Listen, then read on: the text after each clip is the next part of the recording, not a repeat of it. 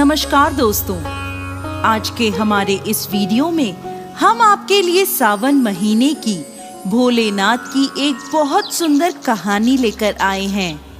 एक समय की बात है, किसी गांव में एक बुढ़ी अम्मा अपने बेटे के साथ रहती थी। माँ बेटे बहुत मेहनत मजदूरी करके अपना गुजारा करते थे।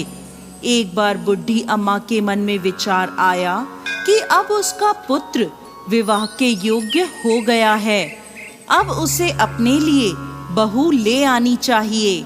कुछ समय बाद बुढ़ी अम्मा ने अपने बेटे का विवाह एक सुशील कन्या से कर दिया। उसकी बहू बहुत सुंदर, सुशील और संस्कारी थी। वो नित्य प्रति जल्दी उठकर घर की साफ सफाई कर स्नान आदि करती और भगवान शिव का अपने घर में ही पूजन करती।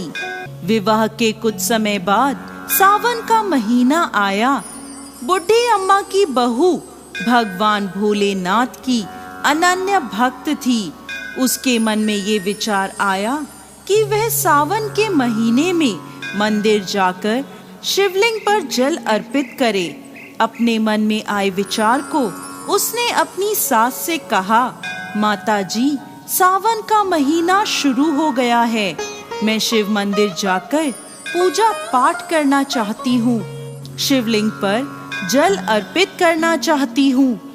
लेकिन बुढ़ी अम्मा ने उसे मना कर दिया और कहा, घर में ही पूजा कर लो, मंदिर जाने से समय बर्बाद होगा, इतने समय में घर का सारा काम हो जाएगा।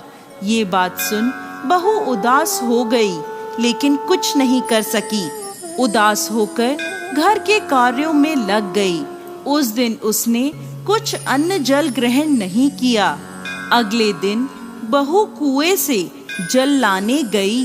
रास्ते में उसने देखा गांव की दो लड़कियां पूजा की थाली सजाकर मंदिर की ओर जा रही हैं। उसने उन्हें रोका और पूछा, तुम सब कहाँ जा रही हो? तब वह बोली, सावन का महीना शुरू हो गया है, हम सब भगवान भोलेनाथ का पूजन करने मंदिर जा रहे हैं। ये सुन वह फिर उदास हो गई। लड़कियों ने पूछा, आप क्यों उदास हो गईं? तो वह बोली, भगवान शिव मेरे आराध्य हैं, लेकिन मेरी सास ने मुझे मंदिर जाकर पूजा करने से मना कर दिया। तब लड़कियां बोली, आप चिंता मत करो, हर रोज इसी समय पानी भरने आया करो और हमारे साथ मंदिर चलकर भगवान शिव की पूजा कर उन पे जल अर्पित किया करो। तब वह बोली, लेकिन मेरे पास पूजा की कोई सामग्री नहीं है, घर से लाऊंगी तो सास को पता चल जाएगा। तब लड़कियां बोली, कोई बात नहीं, आप हमारी पूजा की सामग्री से पूजन कर लेना। ये सुनकर वो बहुत खुश हुई और रोज उनके साथ मंदिर जाने लगी, जहां वो शिवलिंग पर जल चढ़ाती और भक्ति भाव से भोलेनाथ की पूजा करती और उनसे कहती, मैंने अपनी सास से ये बात छुपाई है, इसके लिए मुझे क्षमा कर दीजिएगा। ऐसे ही पूरा सावन का महीना बीत गया। सावन के अंतिम दिन उसने सोचा, पूरा महीना मैंने इन लड़कियों की पूजन सामग्री से पूजा करी है, आज तो मुझे अपना कुछ भोलेनाथ को अर्पित करना ही चाहिए। ऐसा सोचकर उसने अपनी नाक से सोने की नथ उतारी और उसे धोकर शिवलिंग पर अर्पित कर दिया और पूजा कर घर आ गई। घर आकर वो अपनी सास से नजर छुपाकर इधर उधर घूम रही थी, क्योंकि वो जानती थी कि उसकी नाक में नथ ना देखकर सास जरूर पूछेगी कि नथ कहाँ गई। ऐसे ही दोपहर हो गई। तभी अचानक सास की नजर उसकी नाक पर गई और नाक में नथ ना देखकर सास ने पूछा, बहू, तुम्हारी नथ कहाँ है?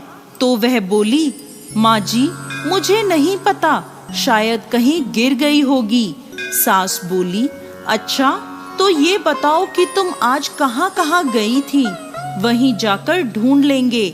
बहू बोली, मैं सुबह पानी भरने गई थी, तब तक तो मेरी नाक में नथ थी।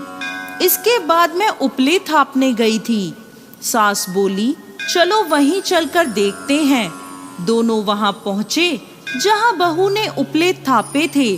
सास ने बहू से कहा, चलो अब ये उपले तोड़कर देखते हैं। दोनों सास और बहू उपले तोड़ने में लग गईं। जैसे ही दोनों ने उपले तोड़े, दोनों के उपलों में एक एक नथ निकली। सास बोली, नथ तो एक ही थी, ये दो कैसे हो गई? इसके बाद सास ने एक एक कर सारे उपले तोड़ने शुरू कर दिए। अब सास उपले तोड़ती जाए और उन सब में से नथ निकलती जाए। सास ने बहू की ओर देखा और पूछा, ये क्या मांजरा है? तब बहू ने सास से क्षमा मांगते हुए सारी बात उसे बता दी और कहा, ये भगवान भोलेनाथ का आशीर्वाद है। आज मैंने सावन की समाप्ति पर उन्हें अपनी नथ अर्पित की थी और उन्होंने मुझे इतनी सारी नथ वापस कर दी। सास बहू की बात सुनकर बहुत खुश हुई और कहा, सावन माह में स्नान, जप, तप और दान का इतना महत्व है तो अगले साल हम दोनों मिलकर शिवलिंग पर जल चढ़ाएंगे और पूजा पाठ करेंगे। अगला सावन का माह आने पर दोनों सास बहू ने नियम से सावन का स्नान किया, पूजा पाठ, जप तप किया। भगवान भोलेनाथ की कृपा से बुढ़ी अम्मा का घर अन्न धन के भंडार से भर गया। बहू को एक सुंदर पुत्र रत्न की प्राप्ति हुई। हे भोलेनाथ, जैसी कृपा बुढ़ी अम्मा और उसकी बहू पर करी, वैसे ही इस कहानी को कहते, सुनते और हुंकार भरते सब पर करना। जय भोलेनाथ।